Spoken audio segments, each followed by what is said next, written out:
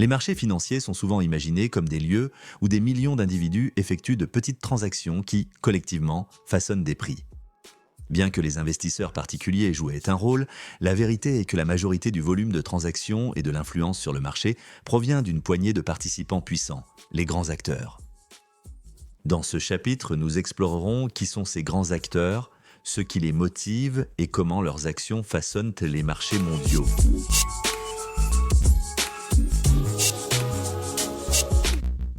1. Les investisseurs institutionnels. Les investisseurs institutionnels sont des organisations qui gèrent de grands capitaux pour le compte d'autres. Cela inclut les fonds communs de placement qui gèrent des portefeuilles diversifiés pour les investisseurs particuliers.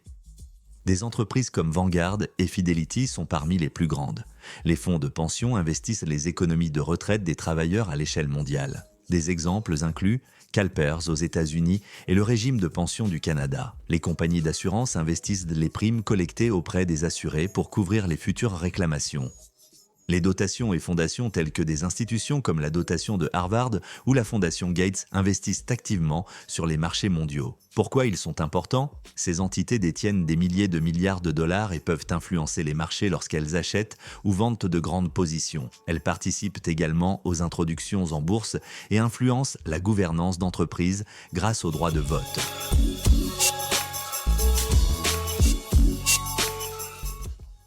Fonds spéculatifs. Les fonds spéculatifs sont des véhicules d'investissement privés qui utilisent des stratégies sophistiquées pour générer des rendements, souvent avec moins de contraintes réglementaires. Les stratégies incluent l'équité long cours, l'arbitrage macro-global et les modèles quantitatifs. Certains des fonds spéculatifs les plus célèbres au monde incluent Bridgewater Associates, Renaissance Technologies et Citadel. Ces fonds peuvent prendre des paris concentrés, utiliser l'effet de levier et déployer des stratégies à haute fréquence.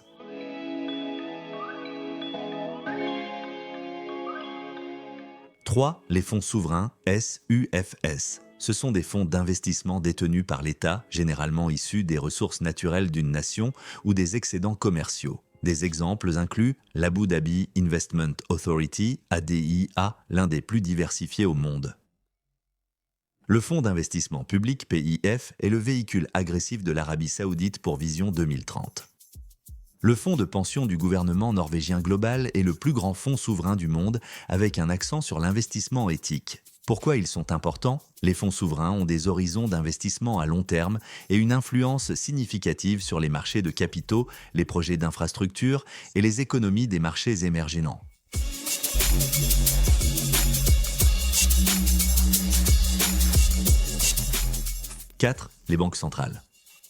Bien qu'elles ne soient pas des investisseurs au sens traditionnel, les banques centrales comme la Réserve fédérale des États-Unis, la Banque centrale européenne, BCE et la Banque du Japon peuvent influencer les marchés en fixant les taux d'intérêt, en menant des opérations sur le marché ouvert et en mettant en œuvre des assouplissements quantitatifs. Leurs décisions influencent tout, des prix des actions aux valeurs des devises et aux rendements obligataires.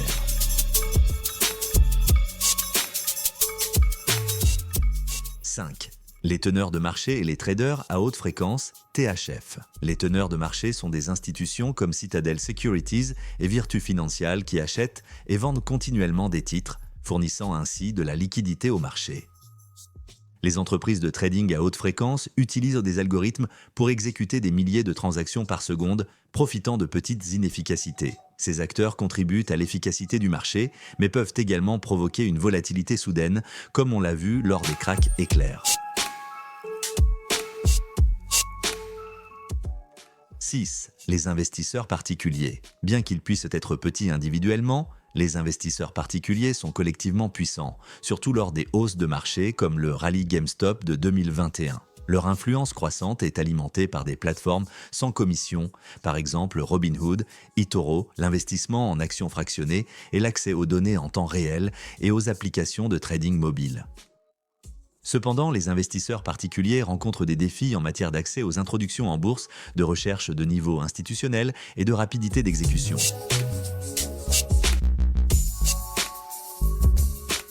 La composition des grands acteurs diffère selon les régions. Aux États-Unis, les marchés sont dominés par les fonds communs de placement, les fonds spéculatifs et les fonds de pension. En Europe, il y a une grande présence d'investisseurs institutionnels et de bureaux familiaux.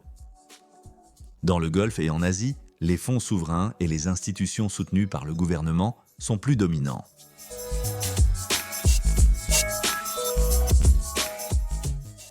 Ces acteurs n'opèrent pas de manière isolée. Par exemple, les fonds de pension, alouettes du capital ou fonds spéculatifs. Les banques centrales influencent le positionnement institutionnel. Les fonds souverains investissent dans les introductions en bourse et les infrastructures mondiales aux côtés des fonds communs de placement. Leurs transactions et décisions créent des tendances, dictent les valorisations et affectent les stratégies de portefeuille dans le monde entier.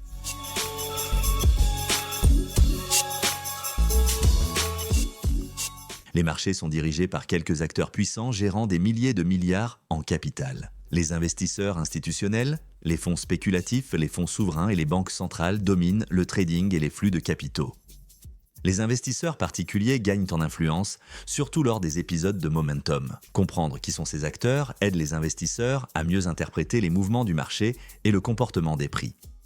Ensuite, le chapitre 7 explore comment les prix des actions sont influencés non seulement par les finances, mais aussi par les nouvelles, le sentiment et la psychologie.